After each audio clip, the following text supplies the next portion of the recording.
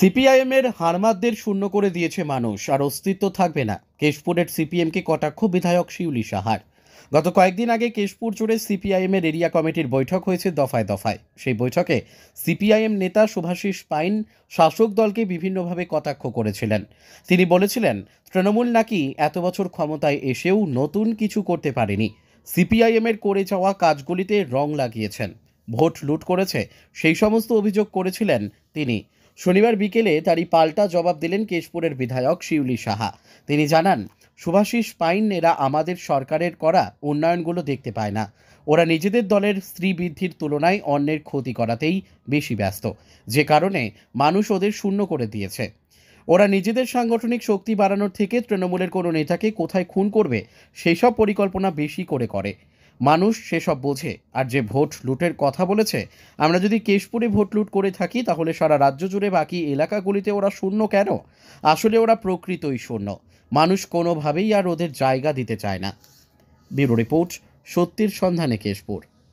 বলবো যে হঠাৎ করে বাংলাদেশে এরম হচ্ছে, বিজেপি বলছে, তা এরম একটা পরিবেশ খুঁজে নিয়ে ওই কি শুভাশিস পাইন নাকে সিপিএমের একজন হারমাত, তিনি একটা সাক্ষাৎকার দিয়েছেন, আমি সেটা পেলাম। তাকে বলে দিতে চাই, 34 বছরের জামানায় এই কেশপুরের মানুষের উপর যে অত্যাচার করেছো, যে নিপীড়ন করেছো, যে শোষণ করেছো, যে মানুষকে খুন করেছো, তোমাদের কোনো অধিকার নেই কেশপুরে বসে এত বড় বড় লেকচার মারা। কেশপুরের মানুষ শূন্য করে দিয়েছে। একটা সময় এখানে রামেশ্বর দলই জিতত, ভোট জোর করে ভোট নিতে শূন্য করে দিয়েছে। বাংলার মানুষ শূন্য করে দিয়েছে ওই হারমাত সিপিএমকে। আজকে কেশপুরের জামশেদ ভবনে বসে বড় বড় কথা বলছো। এমএলএর প্রয়োজন হয় না জামশেদ ভবনে বন্ধ করতে যাওয়ার, কোনো প্রয়োজন নেই। আমার যে কর্মীরা আছে না, আমার যে বুথের সভাপতিরা আছে না, অঞ্চল কমিটি আছে না, শাখা সংগঠন আছে না, তারাই যথেষ্ট। এমএলএর কি প্রয়োজন? আমি যদি একটা ইঙ্গিত করি, তারা জামশেদ ভবনে যারা বসে বসে বড় বড় বক্তব্য রাখছেন তারা রাখতে পারবেন না।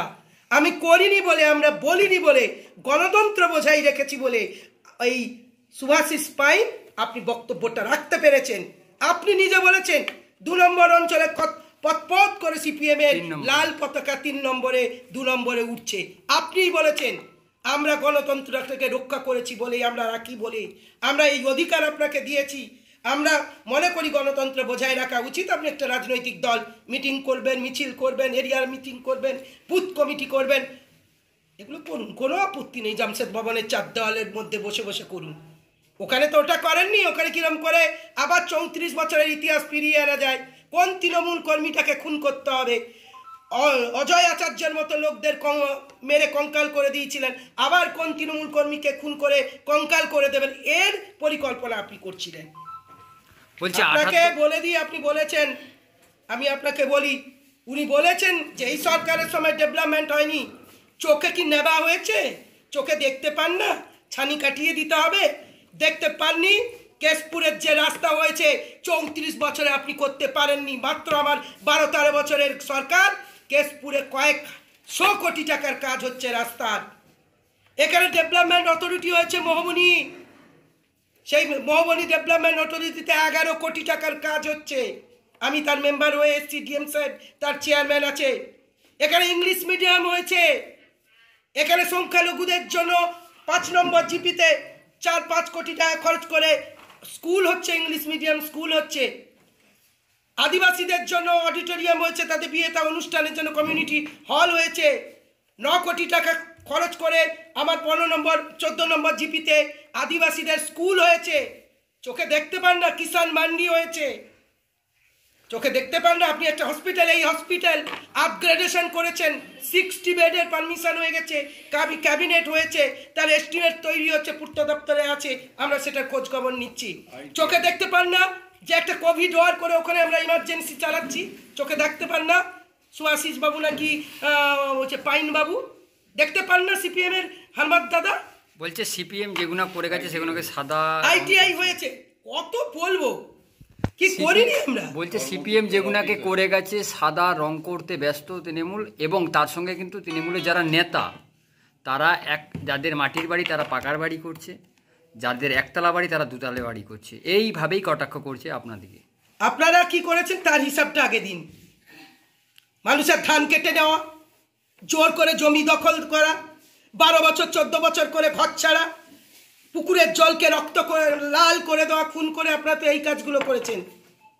আমরা যদি এই কাজ করতাম তাহলে কি এলাকায় আপনারা থাকতে পারতেন?